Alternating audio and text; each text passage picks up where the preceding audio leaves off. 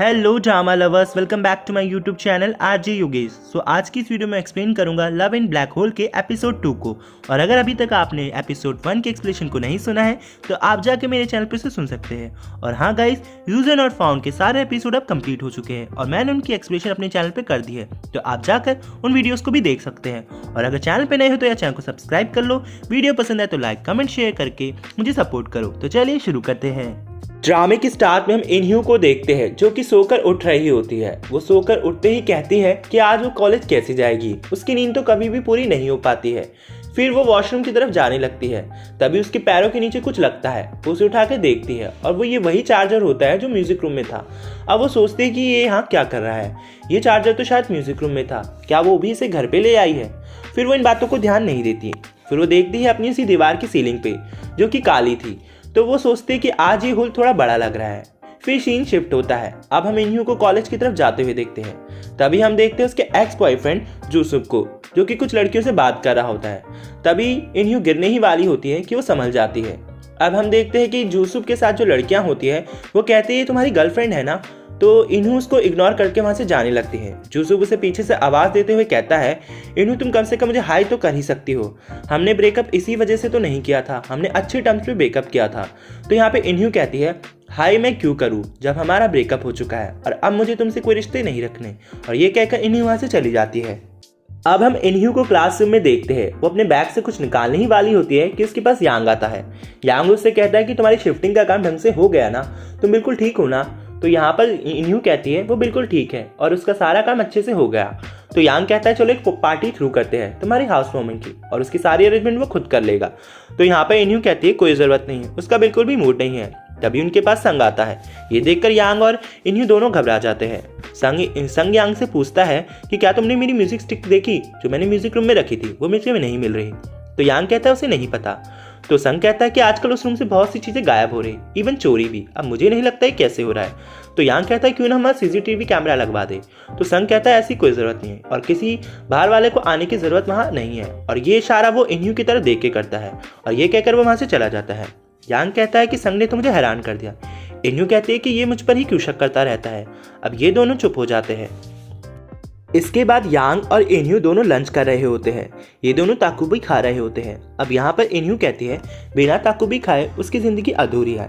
तो यांग कहता है कि तुम बिना ताकुबी खाए तो बिल्कुल भी नहीं रह सकती, ये तो मुझे भी पता है, पर तुम्हें और भी चीज़ें ट्राई करनी चाहिए, जैसे मीट मटन, ये चीज़ें भी है ज़िंदगी में खाने के लिए। तो इन्ह्यू कहती है रहने दो, पर मैं यही खाना चाहती हूँ।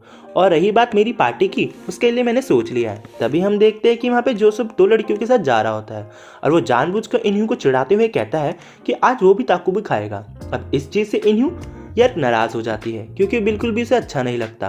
तो यांग कहता है कि ये उसने जानबूझ के किया है, तो तुम्हें कोई चिंता करने की ज़रूरत नहीं है और तुम ऐसा प्रिटेंड करो तुम भी ठीक हो। इन्ह्यू कहती है कि चलो रहने दो, मैं उसके बारे में बात भी नहीं करना चाहती। और फिर वो दोनों अपने खाने को एंजॉय करते हैं।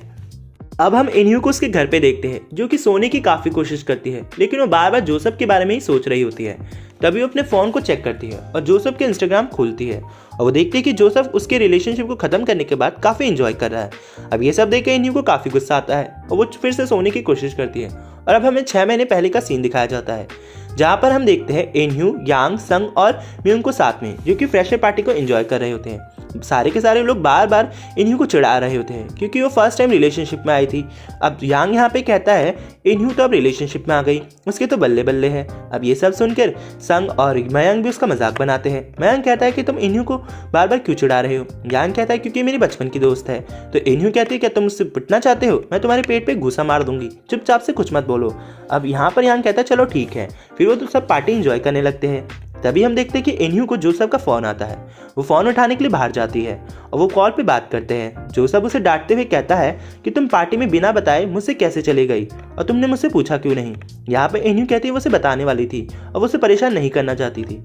जोसेफ कहता है कि तुम मुझसे कुछ भी पूछना नहीं चाहती हो, बात तो यही है, मैं तुम्हारा बॉयफ्रेंड हूँ, तुम ऐसे कैसे कर सकती हो। और उस पर गुस्सा करते हुए फ़ोन को काट देता है।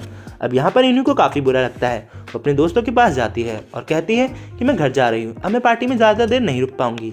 अब उसके दोस्त कहते हैं अरे थोड़ी देर और रुक जाओ, लेकिन वो कहती है वो जा रही है और ये कहकर वो वहाँ से चली जाती है। इसके बाद हम इन्ह्यू को एक टैक्सी में देखते हैं जो कि अपने घर के लिए जा रही होती है। तभी वो जोसेफ को मैसेज करते हुए मनाने की कोशिश करती है। वो जोसेफ को मैसेज करती है कि मुझे माफ़ कर दो, मुझे घर पे मिलो, मैं घर पहुंचने वाली हूँ। तभी वो रास्ते में देखते हैं जोसेफ अपने दोस्तों के साथ पार्टी कर रहा है। अब ये सब देखकर इन्यू को काफ़ी बुरा लगता है क्योंकि जोसेफ उसे भी कुछ नहीं बताता और वो ये चाहता है कि इन्यू उसे सब कुछ बताए। अब सीन प्रेजेंट में आता है। इन्यू इन सब चीज़ों को याद करके रोने लगती है।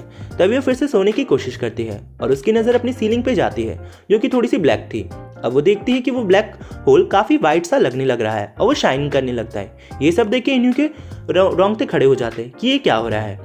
वो सोचती है कि कहीं ये वाइट होल तो नहीं है। फिर वो उसको प्रोफेसर की बात याद आती है ब्लैक होल वाले टॉपिक पे। अगर कोई ब्लैक होल होगा तो वहीं उसी के साथ साथ एक वाइट होल भी होगा क्योंकि चीज़ें आसपास में बदल जाती है। अब ये सब बातें वो याद ही कर रही होती है। अब हमें यांग को दिखाया जाता है जो कि फिर से म्यूजिक रूम में प्रैक्टिस की तैयारी करता है। वो कुछ लिखने की प्रैक्टिस ही कर रहा होता है कि उसके हाथ से पेंसिल गिर जाती है और वो टेबल के नीचे चली जाती है। और जैसे ही यांग उसे उठाने के लिए जाता है वो पेंसिल गायब हो जाती है और वो पेंसिल जाती है वाइट होल के रास्ते सीधा इन्यू के पास। अब ये सब देखकर इन्यू हैरान होती है कि वाइट होल यहाँ पे क्या कर रहा है और इसका ब्लैक होल ज़रूर होगा। अब वो बार बार प्रोफेसर की बातों को याद करती है और तभी ये एपिसोड यहाँ पे एंड हो जाता है। आई होप गाइस आपको ये एक्सप्लेनेशन पसंद आई। मिलते हैं इसके नेक्स्ट पार्ट में।